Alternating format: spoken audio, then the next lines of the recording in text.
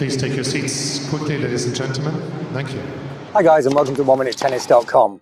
In today's session, I want to talk to you about how to prepare and move in between hitting the strokes. Now, this might seem obvious, but for a lot of players, they either do nothing or they do a movement that is actually worse than nothing because it's just tiring, interfering, and has no benefit whatsoever. Now, it's important when we're playing, once the point has actually begun, that we do keep moving. When you actually stand still, then the first step is always the slowest step. So you need to be sure that once you've got moving on the court, until the point is over, you keep moving.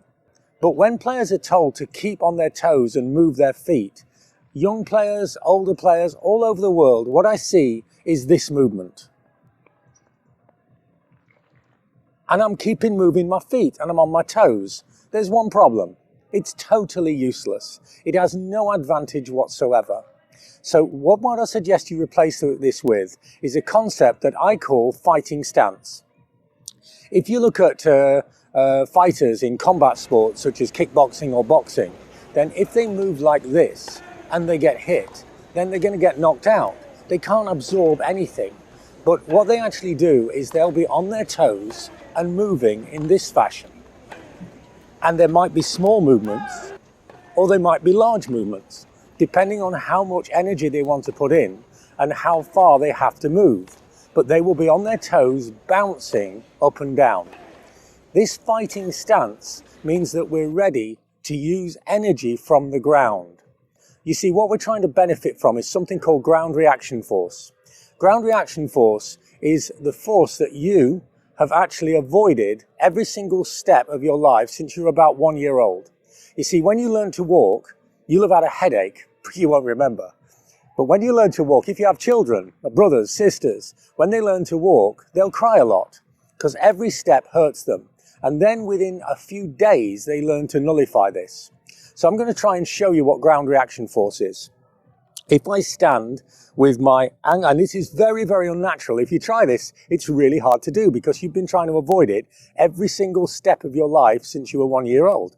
But if I stand with my feet totally square and I'm going to jump and I'm going to land entirely flat on the floor, my ankles are going to stay straight, my knees straight, my hips straight. I'm going to do nothing to absorb the impact. And the impact will go right through my body and through my head. If I do it 3 or 4 times, I'll have a headache all day.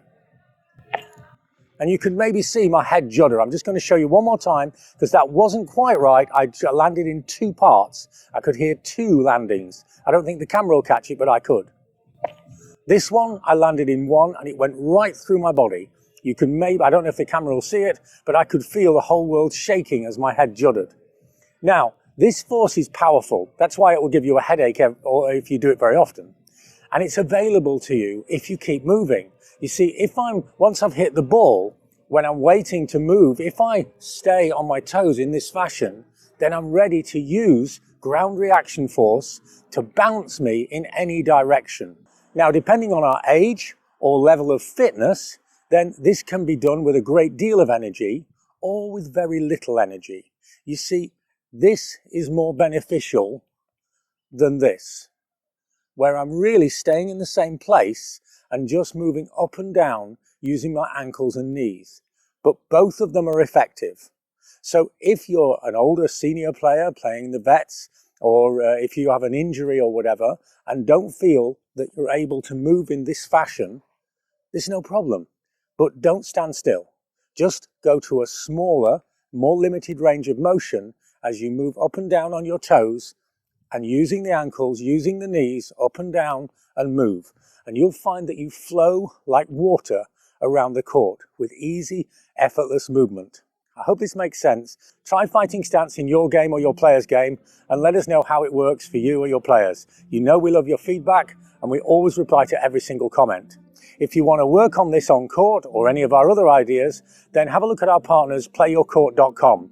The information's on the screen now and the link is below. If you use our link, then you get a 50% discount off their membership and they will actually send professional tennis coaches direct to your area or to your local court. It's a great service and the offer is fantastic. Don't forget to like and subscribe to the channel, please. Makes a huge difference to us. And remember, if you need more help with your game and you really want to take your game to the next level, you've hit a roadblock, then have a look at our online tennis consultancy. The link's below. It's a unique service, detailed video analysis, individual lessons, and a ton of other stuff.